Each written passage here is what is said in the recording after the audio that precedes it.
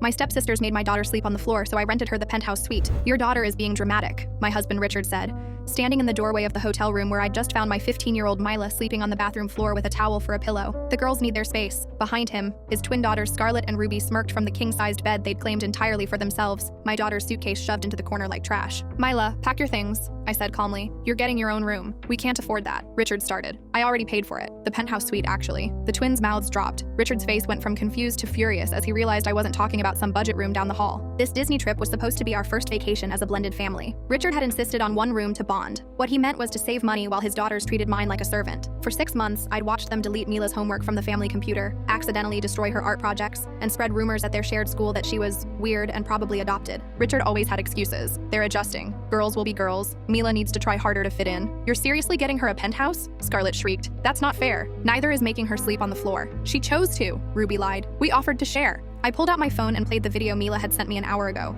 The twins telling her she was too gross to share their bed and that servants sleep on the floor anyway. Richard went pale. They meant every word, just like they meant to put hair remover in her shampoo last month, or bleach on her prom dress. You can't prove that. I have receipts, Richard. Literally. Ruby used your credit card to buy the bleach. I turned to Mila. Grab your stuff, sweetheart. As she gathered her things, Scarlett tried one more manipulation. If she gets a penthouse, we should get one too. You're right, I said. Fair is fair. Their eyes lit up until I continued. So you can pay the $1,200 per night for it yourselves. Or rather, your father can, since he's been taking money from Mila's college fund to buy you both new phones every time you break them accidentally. Richard's face went from pale to green. You knew? I'm an accountant, Richard. You didn't think I'd notice $5,000 missing? The penthouse was magnificent. 3 bedrooms, full kitchen, panoramic view of the Magic Kingdom. Mila cried when she saw it. Happy tears for the first time in months. This is too much, Mom. No, honey, this is exactly enough. The next morning, I posted photos of Mila enjoying her penthouse breakfast on the family group chat. The extended family started asking questions about why we weren't all together. Richard tried damage control, but the twins had already posted bitter stories about the unfairness of it all. My sister-in-law called immediately. They made Mila sleep where? The truth unraveled quickly. Turns out Richard's family had been wondering why Mila looked miserable in every family photo,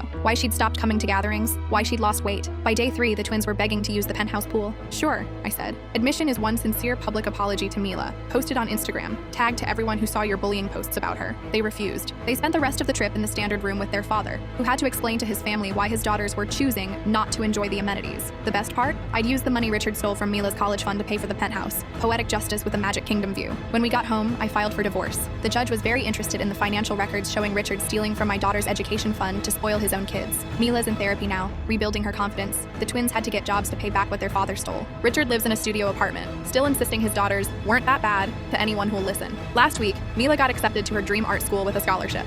She thanked me for the penthouse, not because of the luxury, but because it was the first time in years someone had chosen her worth over keeping the peace.